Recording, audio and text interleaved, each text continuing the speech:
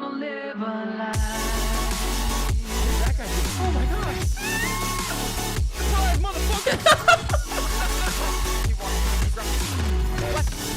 Oh my god, you're fucking crazy!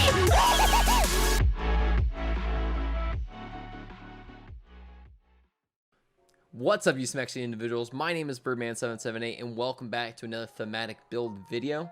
Today we're doing one based on the heroes of My Hero Academia, Deku and All Might. We're calling this our One for All Amara build. So, One for All. What is the whole point of One for All in My Hero Academia? Well, it's essentially a quirk that's been passed down between the ages of different heroes, and each time it becomes a little bit stronger and stronger.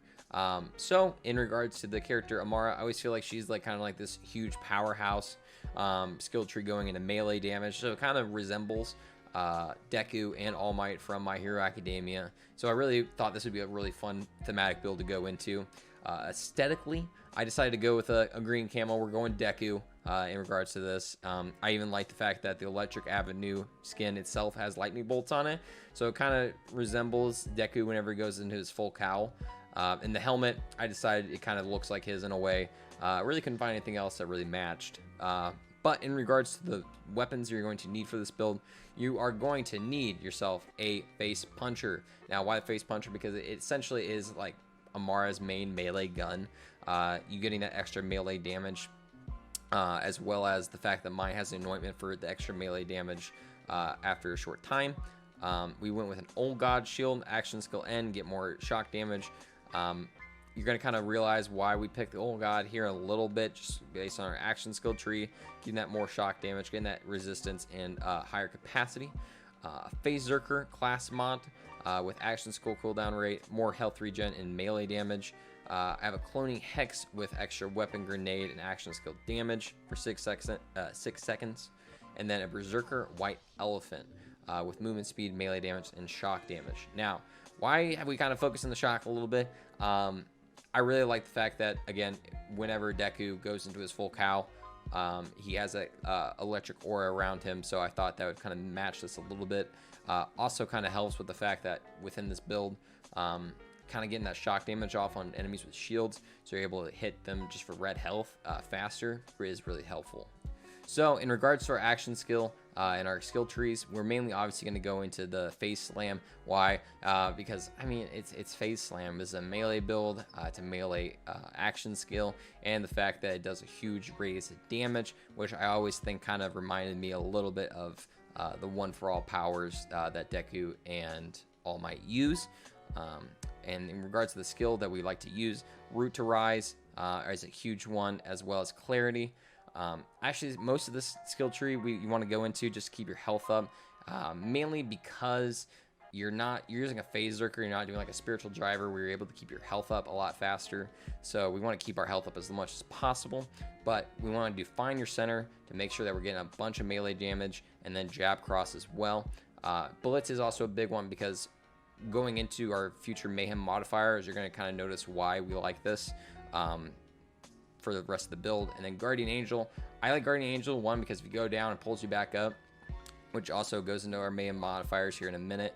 But also the fact that, I don't know, whenever I watch My Hero Academia, right when like Deku or All Might go down, they always have something, the ambiance or the spirit of the past users that come back and bring them back to life kind of reminds me of that as well. Into the blue tree, Do Harm is going to be our biggest one, because we want to make sure we get those rush stacks off as much as possible, as well as make sure we do Relentless, get our action skill cooldown rate going faster. We want to be doing our action skill as much as possible. And then Laid Bare, I really like this just for the extra damage for a few seconds after people being damaged by her action skill. And finally, in the red skill tree, we went to Infusion, just essentially just because we needed something to get us down to Eliminate a Fist, so we do more of that melee damage. Now, in regards to what we're using here, we want to just do the main shock from the base action skill, but then we also have Soul Sap, so that we're taking a bit of that action skill damage as health. So in regards to our Mayhem modifiers, I will let you guys know that throughout the playthrough of this video, you're going to notice that Slayer and Postmortem are the only ones that really match up, and they're the main ones you're going to want to focus on. Why? Slayer, because once enemies hit that 15% mark, you can insta-kill them with a punch, getting extra shield and health from them. This is really good with Blitz, because if you hit them with that, it'll instantly recharge, and you're getting that insta-kill off to go on to do another Blitz at somebody else. So it's really helpful. And then Post-Mortem, why? Because it has the death that follows you around. And this really helps out with Guardian Angel being active. Why? Because if death hits you, you can get popped back up by your Guardian Angel. Now, in regards to the other two, it's completely up to you. Right now, you see on mine is the Healy Avenger and Ticked Off. Essentially, just try to get the best things you can. Spent a lot of time rerolling modifiers, and I essentially just kind of realized if I have at least Slayer and Post-Mortem, I'm going to be fine in regards to those. So definitely just try to get those. So you're going to see throughout the different playthrough, honestly, this is a phenomenal mobbing build itself. I really like using it, and it's been actually a whole lot of fun to kind of just do something different. I'm so used to playing as Zane, focusing so much on like chain kills with the redistributor, or trying different nukem builds, something like that. In regards to Flak, I'm always trying to do the distance, the fadeaway, something like that. But actually being able to do a true melee build is super fun. Something to note, this is being recorded on the 26th, so phase 2 has already been pushed out, and the new Bounty of Blood DLC is also out. So we might have another video coming out here soon, updating this, kind of showing it off. But I really wanted to just kind of jump into this build as fast as possible to show how cool it is for us to have another My Hero Academia inspired build. But guys, thank you so much for coming by this video, checking it out. Let me know what you think down below. Tell me again, what is your favorite My Hero Academia character, and what is actually your hope for the future of My Hero Academia? I've been reading kind of up to date so far on what's going on in the story, and it's getting crazy. So I'm really excited for more issues to come out. Make sure to follow me on twitter.com/birdman778, Instagram at birdmangram, YouTube at youtube.com/birdman778, and Twitch at twitch.tv/birdman778. I stream Monday, Wednesday, Friday, starting at 9 p.m.